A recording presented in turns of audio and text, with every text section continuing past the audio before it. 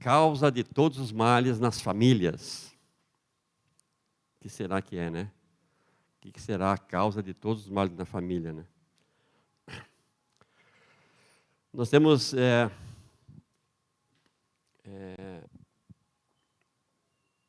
conversado com muitas famílias, com muitos relacionamentos, que muitas vezes eles, quando chegam até nós, chegam já dilacerados. Já chegam numa situação, às vezes, quase que irreversível. Isso, infelizmente, é o que acontece no dia a dia, o que acontece no nosso tempo. E muitas vezes, quando chega para nós, o divórcio já está estabelecido. E muitas vezes nem chegam para nós, a não ser a notícia que vão se divorciar. Então, nós temos visto isso. O casamento se tornou algo descartável.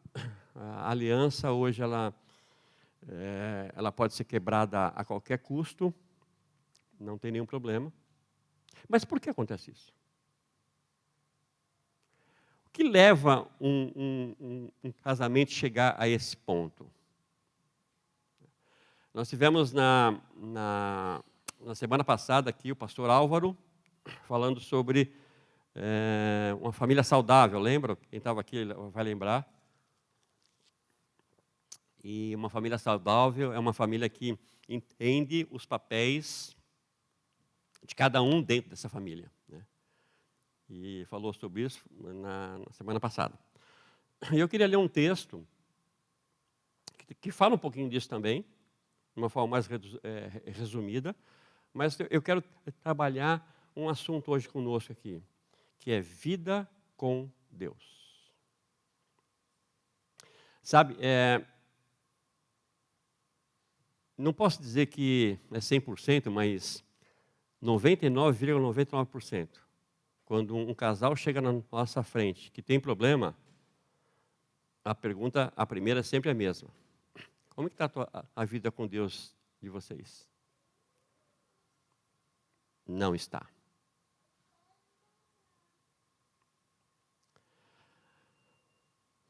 Nós temos dificuldades nos nossos relacionamentos. Quem é casado aqui sabe disso. Nós temos dificuldades. Eu sou casado há 41 anos. 41 anos. E tenho dificuldades. Estamos aprendendo um com o outro a cada dia.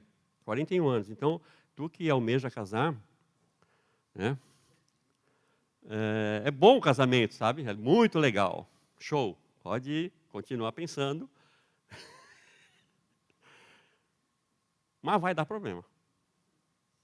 Isso é certo. Sabe por que dá problema? Primeiro que nós somos pecador. Sim ou não? Somos pecador. Segundo que nós somos homem e mulher. Pessoas de sexo diferentes, com estrutura emocional diferente, com estrutura física diferente, com necessidades diferentes, e vão conviver debaixo de um mesmo teto, 24 horas. Dá problema. Sempre dá problema. Mas todos os problemas nós podemos resolver. Por quê? Porque quem instituiu, nós vimos isso já, temos falado isso nesses domingos, que quem instituiu a família, o casamento, foi Deus. E se Deus colocou um homem e uma mulher tão diferentes a viverem em união, é porque dá certo. Só porque foi Ele que fez, que dá certo. Mas muitas vezes essas coisas não fluem como deveriam. Porque nós acabamos deixando de lado o principal, que é ter uma vida com Deus. Sem vida com Deus, minha esposa vai perceber, ela já percebe, né? Muito fácil os meus defeitos. Mas sem a vida com Deus, vai ficar difícil para ela suportá-los. Sem vida com Deus, vai ser difícil perdoar quando eu errar, e eu vou errar. Não quero. Não faz parte do meu planejamento errar. Mas erramos. Então, sem vida com Deus, essas coisas se potencializam. Então, um probleminha vira um problemão. Porque eu não estou olhando mais o meu cônjuge, a minha família, os meus filhos, os meus pais, sob o ponto de vista da família criada por Deus. Eu já não estou mais olhando e absorvendo com os olhos de Deus. Porque eu já não tenho mais esse relacionamento com Deus. Então, a primeira coisa, o relacionamento começa a cair quando a vida com Deus começa a não existir.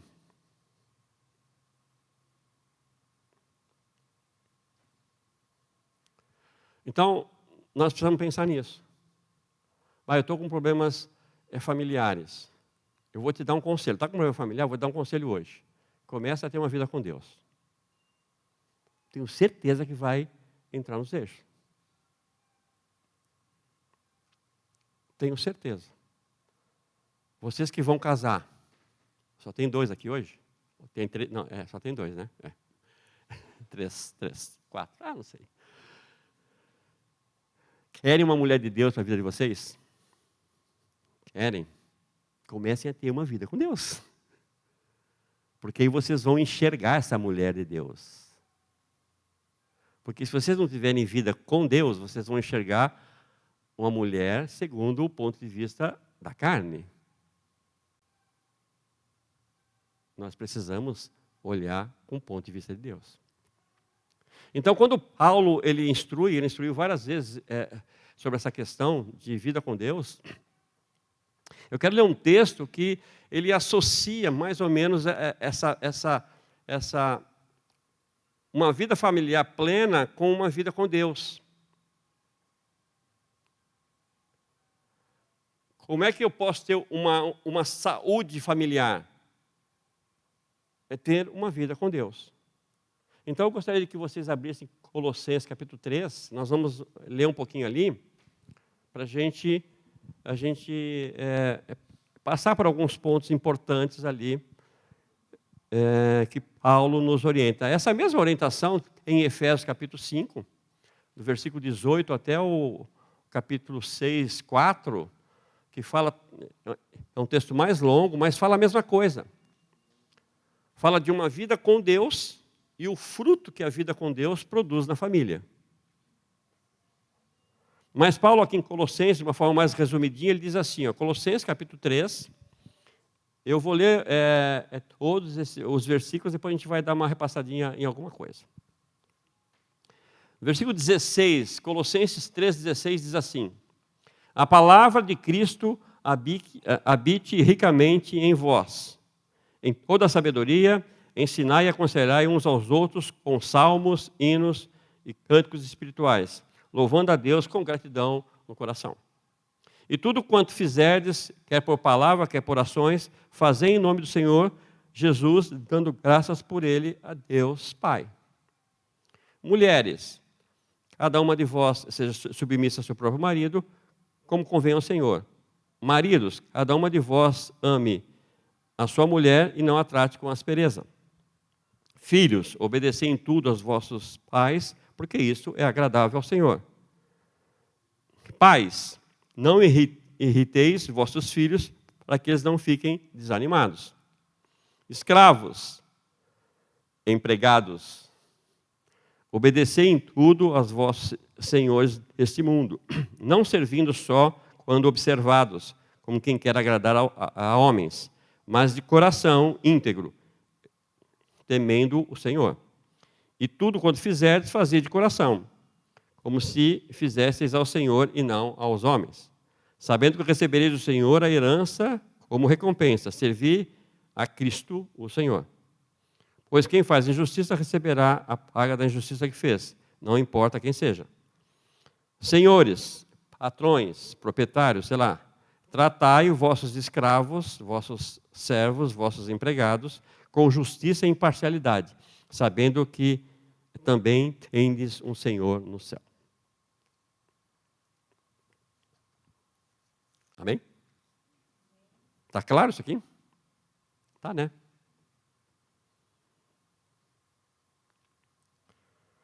Aqui ele fala de três pontos importantes do que é esse relacionamento com Deus. Nós não vamos, é claro, fazer nenhuma tese aqui do que é um relacionamento com Deus, mas vamos extrair algumas coisas desse texto, do que é um relacionamento com Deus e quais as consequências que isso tem na família. E ele fala aqui de três coisas aqui, que a gente destaca como sendo uma vida com Deus. Primeiro ele fala da palavra. Ele fala dessa palavra, a ação dessa palavra na minha relação com Deus. Ele fala de relacionamentos interpessoais. E ele fala também de uma vida de oração. Então, essas três coisas que nós vamos destacar aqui. Primeira coisa, ele fala que habite ricamente a palavra de Cristo em vós. A palavra de Cristo habite ricamente em vós, em toda a sabedoria e ensinai. A palavra de Cristo habite ricamente em vós. O que significa a palavra de Deus habitar em nós? O que significa isso? É claro que a gente já sabe, né? Já vamos falar de estudar a Bíblia, de ler a Bíblia, mas é isso aí. Então, uma coisa muito importante é entender que aquilo que nós precisamos saber não está em livros de autoajuda. O que nós precisamos saber não está em coachings. O que nós precisamos saber não está em vídeos motivacionais. O que nós precisamos saber não está em psicólogos. O que nós precisamos saber para ter uma vida plena está na palavra de Deus. Tudo isso que eu falei é secundário, é bom, mas ao mesmo tempo, em relação à nossa vida com Deus, é dispensável. Tudo que nós precisamos está aqui nesses 66 livros na Bíblia. Amém? Mas ele fala de habitar. Essa palavra é usada 4 vezes só no Novo Testamento, e ela fala habitar, que a palavra de Deus habite em vós. O que significa a palavra habitar? Fazer morada. É claro que é uma metáfora que Paulo usa aqui, e na verdade só Paulo usou essa palavra, mas é uma metáfora, habitar. Como é que a palavra de Deus habita em mim? É uma metáfora. Mas é uma coisa importante nós pensarmos. Paulo usa essa palavra em 2 Coríntios capítulo 6, dizendo que Deus habita em nós. Ele faz um apelo à santidade e fala que Deus habita em nós, usa a mesma expressão. Deus faz morada. Mas ele também fala a Timóteo que o Espírito Santo, que Timóteo tem que fazer aquilo que ele precisa fazer, porque o Espírito habita nele.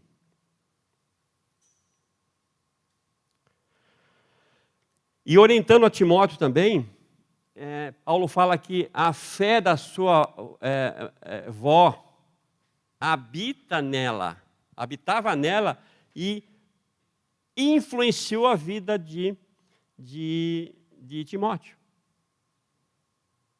Pela evangelização da mãe e da avó. Então, esse habitar, a primeira coisa que a gente precisa pensar, a habitação da palavra de Deus em nós, e essa fé e o Espírito Santo, é uma habitação de alguém, em algum lugar, que produz influência. A habitação produz influência. E não uma influência negativa. A palavra não leva para uma influência negativa. E sim uma influência para o que é bom. Então, o que Paulo está dizendo, que a palavra de Deus habite em nós e influencie a nossa vida para o que é bom de uma forma exponencial, ricamente. A palavra de Cristo habite ricamente em vós. Vamos pensar assim, esse habitar, né? Vamos dar um exemplo estático. Pensando ali, a livraria ali, ó. Olhem para trás da livraria ali, ó. Tem vários livros habitando a estante. E que influência eles fazem em mim? Nenhuma. A não ser que eu leia. Mas é uma habitação estática. Essa habitação não é estática. Não é algo que é guardado dentro de mim que não produz nada. Então, essa habitação rica da palavra de Deus, que Paulo exorta, é uma palavra que nos influencia para o que é bom. Mas eu só posso ser influenciado por um livro lá que está naquela estante se ele estiver lá. Se ele não estiver lá, eu não vou ser influenciado se eu lê-lo. É uma coisa simples, mas é lógica. Então, se a palavra de Deus não estiver em mim, eu também não vou ter como permitir que ela me influencie. Então, nós voltamos àquilo que a gente tem falado sempre. Leia a Bíblia. Coloque essa Bíblia na sua mente. Mas não como algo conceitual e teórico, mas algo que possa produzir em ti boas influências. Então, a vida com Deus, o que Paulo começa a destacar aqui é que precisa ter palavra. Sem palavra não tem vida com Deus. Não tem. Sem palavra nós vamos ouvir pessoas, vamos ouvir o nosso coração, os nossos sentimentos, as nossas emoções. Nós precisamos ouvir a Deus e permitir que essa palavra ela habite em nós e produza influência. Amém? Porque às vezes nós queremos fazer o contrário. Nós queremos nos esforçar. Esforço. Então eu tenho que amar minha esposa. Mas eu não consigo, esforço. Eu tenho que, os meus filhos, a esposa, o marido, então a gente vai pelo esforço. Mas não é pelo esforço. Quando a palavra de Deus habita em nós ricamente e nos influencia, tudo isso não é esforço.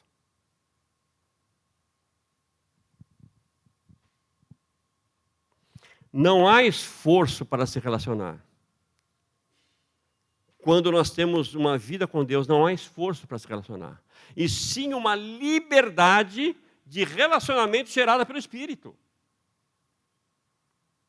Quando eu tenho vida com Deus, o meu relacionamento, e nós estamos falando de relacionamento familiar agora, não tem esforço.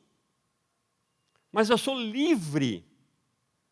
Porque eu sou livre para me relacionar de uma forma clara, plena, porque o Espírito Santo produz em mim o que essa rica palavra me ensina. Vida com Deus. Palavra, habite ricamente em vós. Não dá. Só no domingão, pegar a Bíblia e ouvir agora aqui, tá bom, tá tudo certo. Não dá. Isso é muito legal. Nós estamos aqui por isso. Para aprender, para deixar que o Senhor trabalhe essa palavra no nosso coração. Mas é muito mais do que isso. Isso é nada. A gente leu aqui, a gente cantou a primeira música que o Israel tocou. Eu quero mais. Vida com Deus é sempre mais. É sempre mais.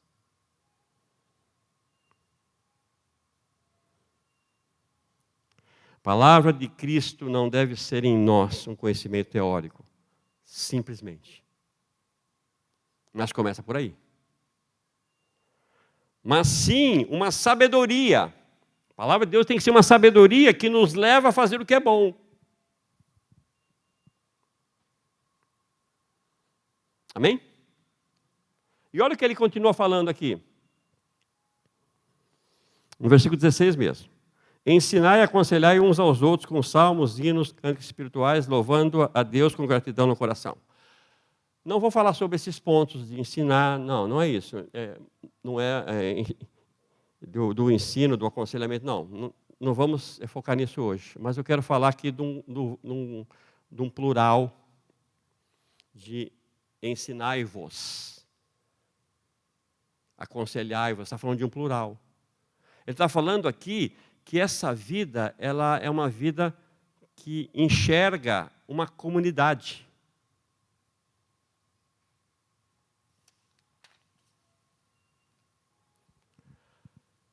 Ele está dizendo que quando a palavra habita ricamente em mim, eu vivo em comunidade. Eu quero falar uma coisa aqui, não existe vida com Deus sem nós vivemos como igreja. Não tem vida com Deus. Negócio assim, não, pode deixar que eu adoro em casa pode deixar que eu adoro a Deus em casa. Eu vou dizer uma coisa para ti. Se tu não adora a Deus aqui em comunidade, tu não vai adorar a Deus em casa. Se tu adorar a Deus aqui em comunidade, com certeza tu vai adorar a Deus em casa.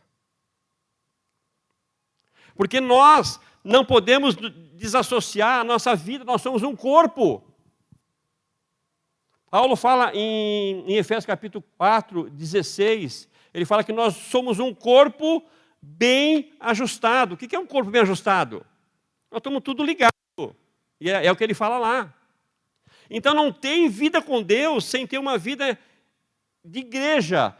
Eu não estou falando de denominação, eu não estou falando de estrutura, eu estou falando de vida que nós compartilhamos. Não existe vida com Deus se isso não fazer parte dela. Não tem. Amém? Então, quando a palavra de Deus habita ricamente em mim, eu preciso de ti. Não tem como ser diferente.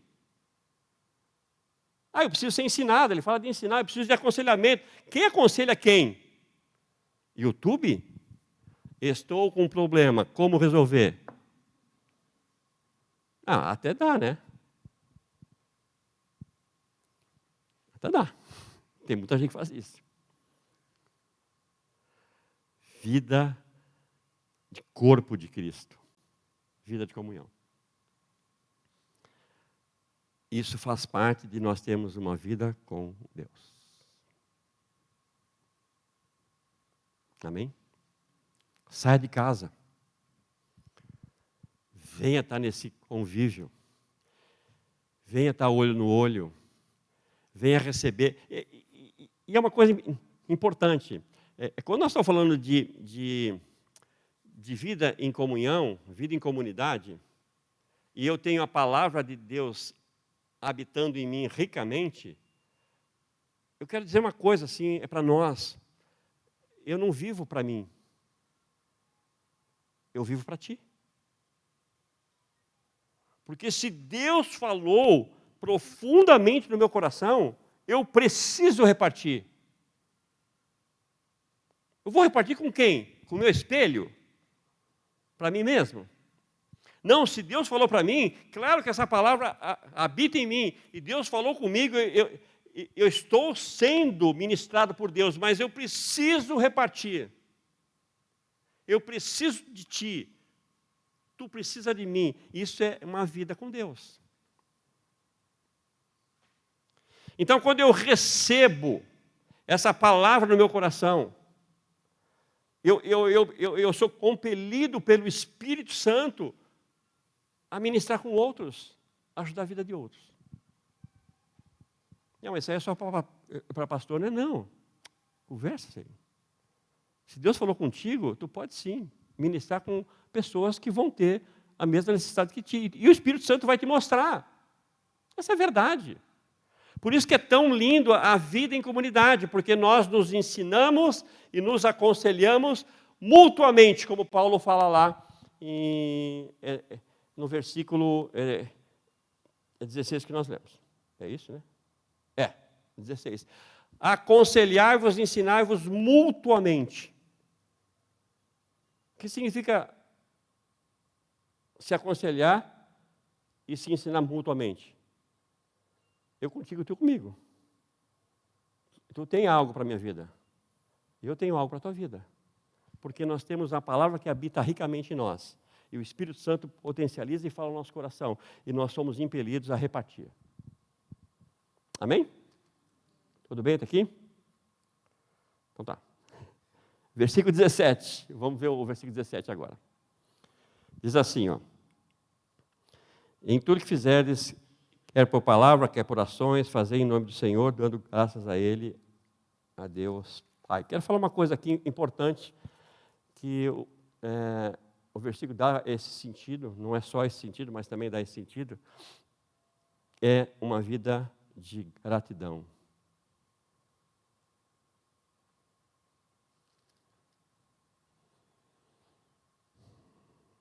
Vida de gratidão, dando graças a Deus por tudo. Vida de oração.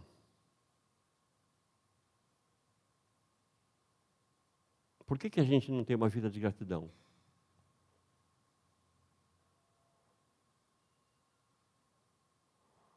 Porque nós não gostamos muito das coisas que Deus faz. Porque se eu entendo que Deus é tudo em mim e Ele é soberano sobre a minha vida, eu vou ser grato. Em tudo. Vamos ler um texto que Paulo fala aos Tessalonicenses. Mas uma vida de gratidão, uma vida de oração, fazer tudo em nome do Senhor. Uma vida de oração. E quando eu tenho essa vida de gratidão e a vida de oração, eu estou dizendo que eu tenho uma vida de dependência. Dependência de quê? De Deus. Por que eu oro? Por que eu oro? Porque eu dou ordem para Deus? Porque eu determino que Deus faz isso ou aquilo? Vamos combinar, né? A criatura determinar o que o Criador faz. Por que eu oro? Porque quando eu oro, eu estou dizendo, demonstrando que sou totalmente dependente daquele que eu estou clamando. Por isso que eu oro. Eu não oro para Deus saber o que Ele tem que fazer. Às vezes nós fazemos isso, né? Nós oramos explicando para Deus. Deus, olha, aconteceu isso com a minha casa, isso com a minha família. Puxa vida, Deus não está vendo, né? E o pior, nós fazemos um relato do que está acontecendo com a nossa vida e depois falamos para Deus, olha, nesse caso, para mim, teria que ser feito dessa maneira. Não, teria não. Eu determino que tem que ser feito dessa maneira. Nada disso. Vida com Deus é uma vida de oração, uma vida de dependência. Então, eu clamo a Deus porque é só Ele. Eu me submeto a Deus porque é só Ele. E se não acontecer, graças a Deus. E se acontecer? Graças a Deus. Dando graça em todas as coisas. Tá bom? Olha que Paulo falou um pouquinho aí, vira algumas páginas aí. 1 Tessalonicenses capítulo 5.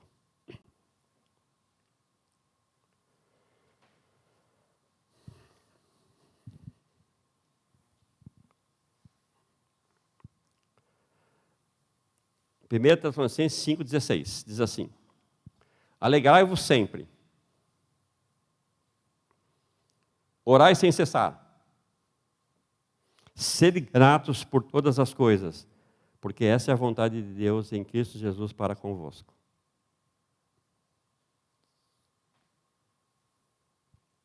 Vida com Deus.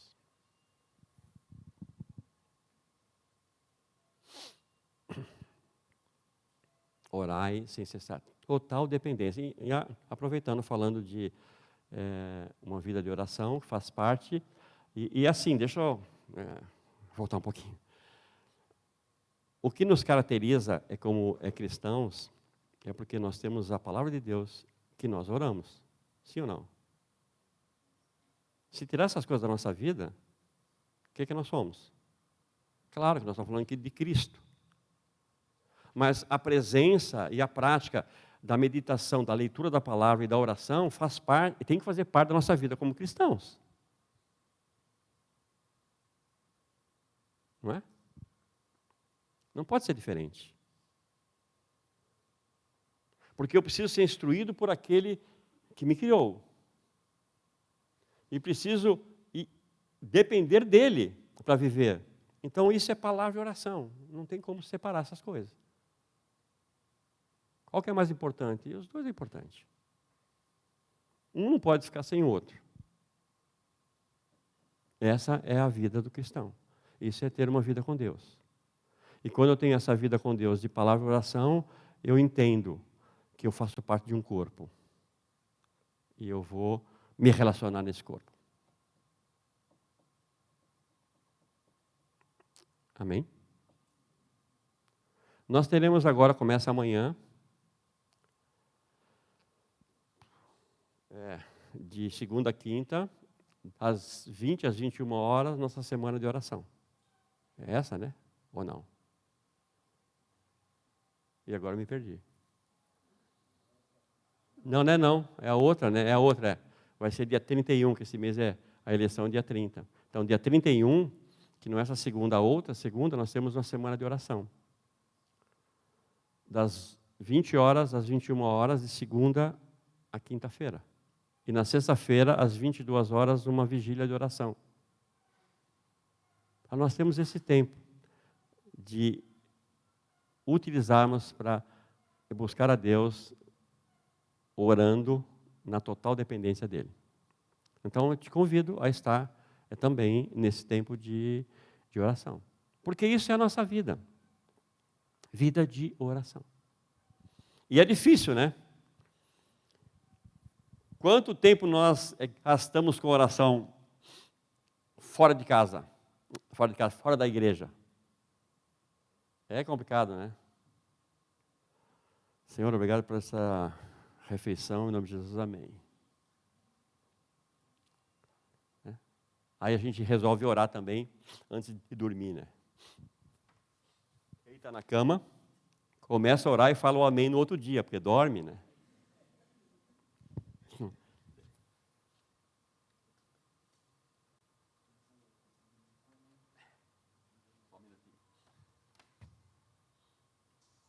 Eu acho que eu vou espirrar, não sei. Nós temos que ter uma vida de oração. Então, a vida de oração na igreja nos dá musculatura depois para orarmos em casa. Então, é legal. Se eu não tenho uma vida de oração, então vou na igreja, porque lá todo mundo vai orar, eu vou estar orando, então isso vai dando musculatura. É igual tu ir na academia, né? Não gosta de ir, mas vai, porque depois tu vai ser mais saudável, porque tu vai pegar o hábito. Então venha nesse tempo de oração e tenha uma vida de oração. Assim como de estudar a palavra. Então, se eu também não tenho muito hábito de estudar a palavra, está difícil? Então, é tu que está nos ouvindo aí em casa, venha estudar conosco. Para também pegar o hábito de abrir as Escrituras, de entender o que está escrito, de aprender o que Deus tem para a nossa vida, e com isso tu vai criando o hábito, e aí depois na tua casa tu vai ter prazer em fazer isso. Então a gente cria o hábito. Né? Palavra e oração e relacionamento. Amém? Tudo bem? Hoje não tem plaquinha, então estou mais tranquilo, já tá, estou indo bem, sossegadinho. E quais são as consequências de uma vida com Deus? Quais são as consequências? Bom, todas benéficas, né? Tem algum problema, alguma coisa ruim conosco se nós tivermos uma vida com Deus? Claro que não. Até se acontecer uma desgraça, vai ser bom, porque a gente vai saber como lidar com ela. Tem nada de errado com ter uma vida com Deus. As consequências são muito boas. E é o que Paulo diz. Então, e ele começa falando lá, vamos voltar para Colossenses, capítulo 3, que ele começa a falar dos... Na minha Bíblia está escrito assim, eu não gosto disso aqui, tá? Mas está escrito assim, deveres no lar. Acho meio xarope isso aí. Deveres no lar. Parece que Que os nossos lares é uma relação de direitos e obrigações, né?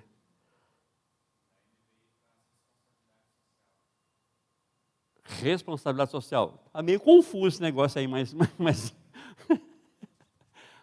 é melhor do que deveres, né? Responsabilidades, se não fosse social, estava melhor, né? Mas a consequência de ter uma vida com Deus é ter um relacionamento familiar saudável. O que às vezes nós queremos é partir direto para os deveres e obrigações. E aí fica difícil. E ele começa dizendo assim, que mulheres, a mulher tem que respeitar, em algumas situações está submissa, né? Se submeter. Estranho isso, mas tudo bem, isso aí a gente já falou numa outra oportunidade, não vai ser o assunto de hoje. Mas a mulher tem que se sujeitar ao marido. Então, para a mulher se sujeitar ao marido, respeitar o marido, é um peso. Porque ela vai olhar para aquele marido. Puxa vida, é esse aí mesmo que tem que... Que coisa horrível. E não vai conseguir, porque o cara é ruim. Não é? Mas quando eu tenho uma vida com Deus, eu vou ter um outro olhar para esse infeliz.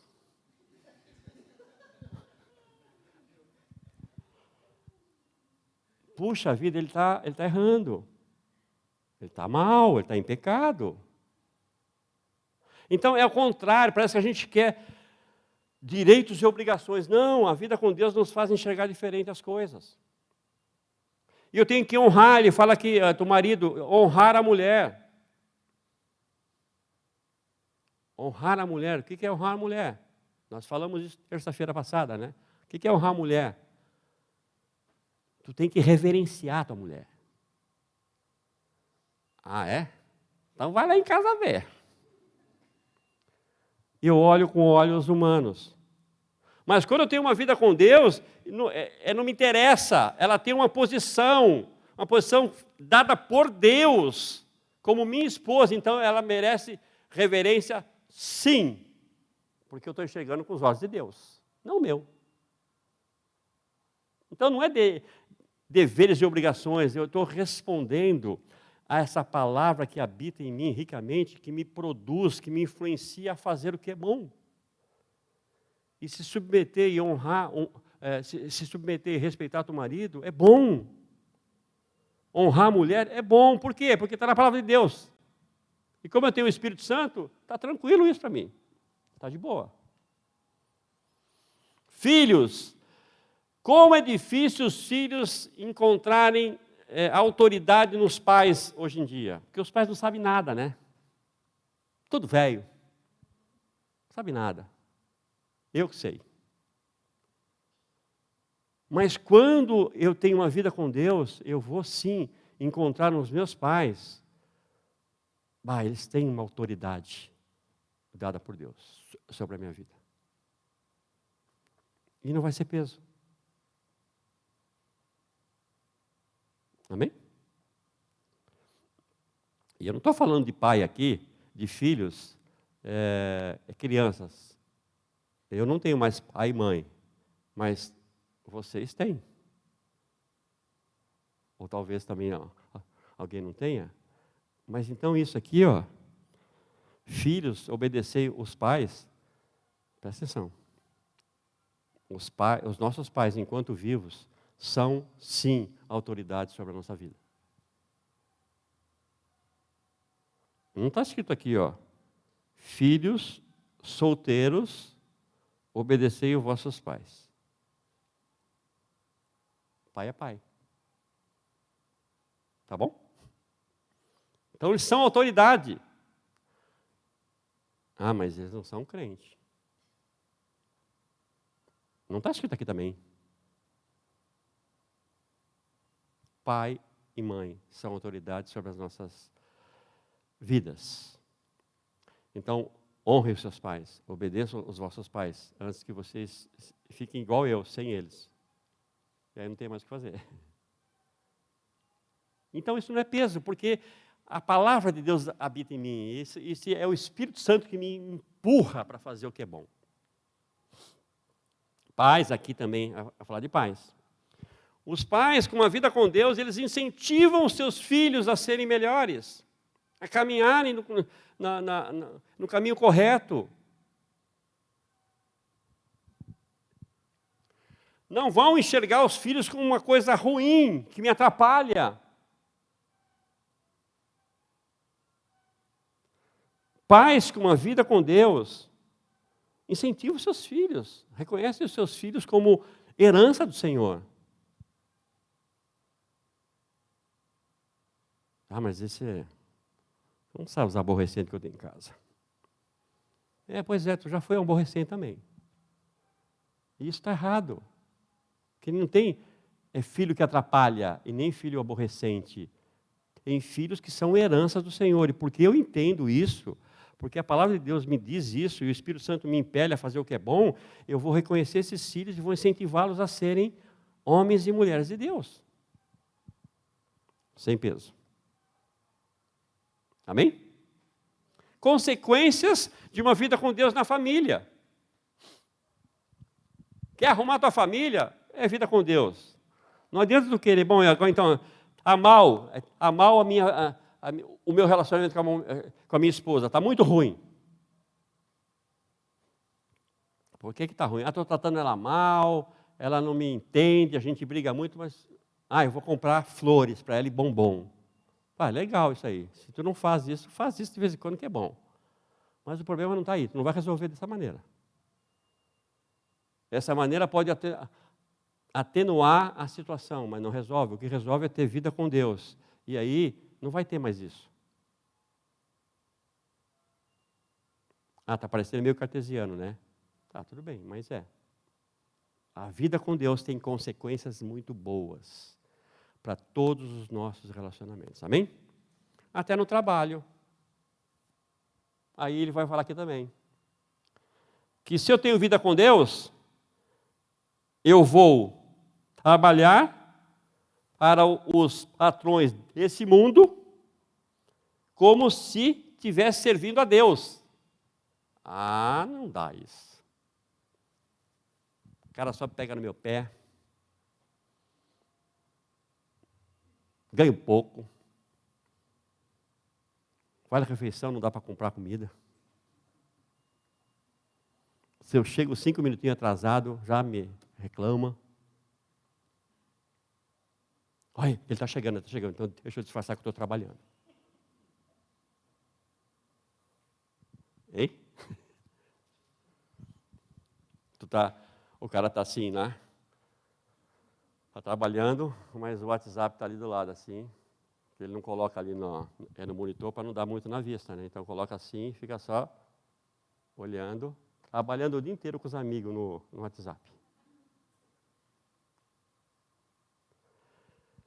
Quem tem uma vida com Deus vai produzir o que é bom nos nossos relacionamentos profissionais. Olha que coisa linda. É o que está dizendo aqui. Sabendo que nós vamos receber o troco disso. Muita gente, quando está desempregado, arruma um trabalho e diz, é bênção de Deus o trabalho na minha vida. Glória a Deus. Depois de 6 meses, não, Deus mandou sair. Por que está saindo? Não, porque muita perseguição. Pelo amor de Deus, muita perseguição. Não fico parado 1 minuto, toda hora tem um serviço, e se eu faço errado...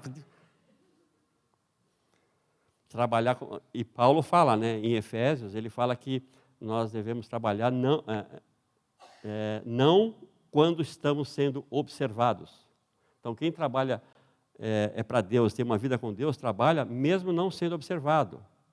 Ele vai fazer, e aqui ele está dizendo, e em Efésios também diz, como para o Senhor. Então, pensa aí, o teu patrão, pensa naquele cara lá, o patrão. Ele é Jesus na tua vida.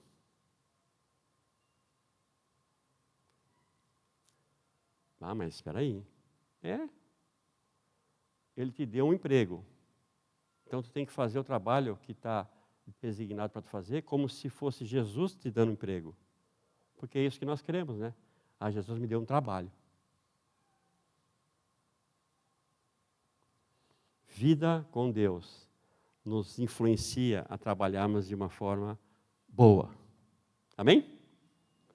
Mas tem mais. No capítulo 4, versículo 1, diz sobre esse teu chefe aí. Se tu é chefe, também é para ti. É? Então, se eu sou o chefe, se eu sou o patrão, e tenho uma vida com Deus, como é que eu vou tratar os meus empregados? Como é que eu vou tratar os meus subordinados? De que maneira? Ali, ó, com justiça e imparcialidade.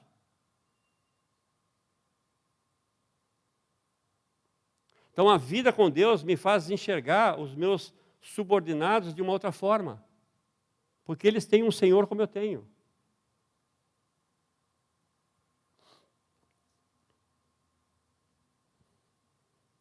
Amém?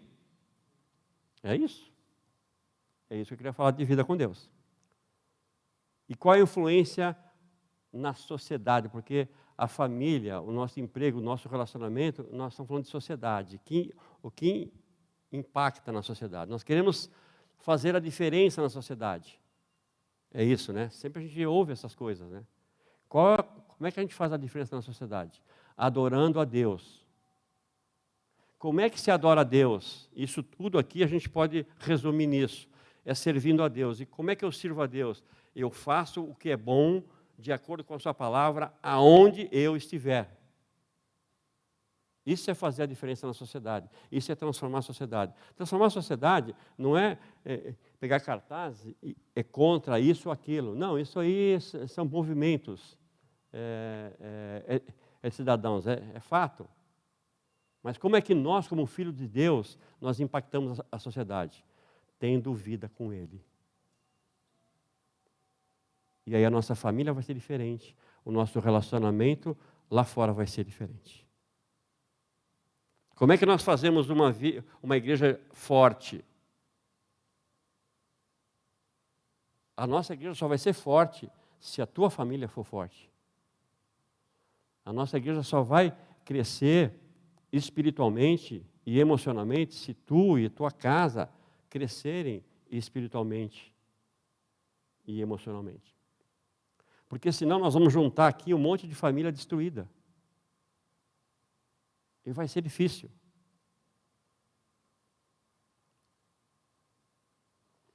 Nós temos que buscar a vida com Deus. Nós temos que buscar a restauração da nossa casa. Nós temos que buscar a restauração da nossa relação profissional. Como? Buscando a Deus. Você me entendeu? Estamos dispostos a fazer isso? Que leva tempo. Leva tempo. Talvez tudo isso que eu falei aqui, todo mundo já sabe. Não é novidade para ninguém. O problema é que muitas vezes nós sabemos aqui, ó, todas essas coisas. Mas nós não permitimos que isso produza em nós uma transformação que nos influencie a fazer o que é certo.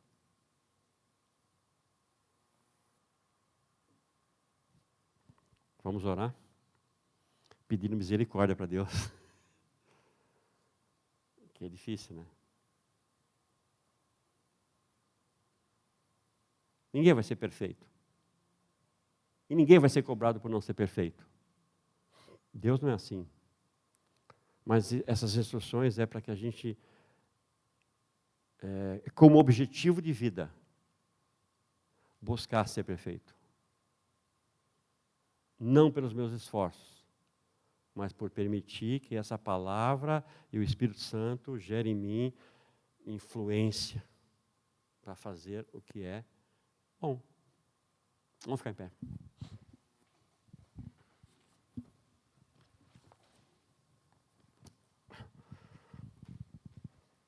Viu? Vocês não deram a plaquinha, eu terminei 4 minutos antes. 3.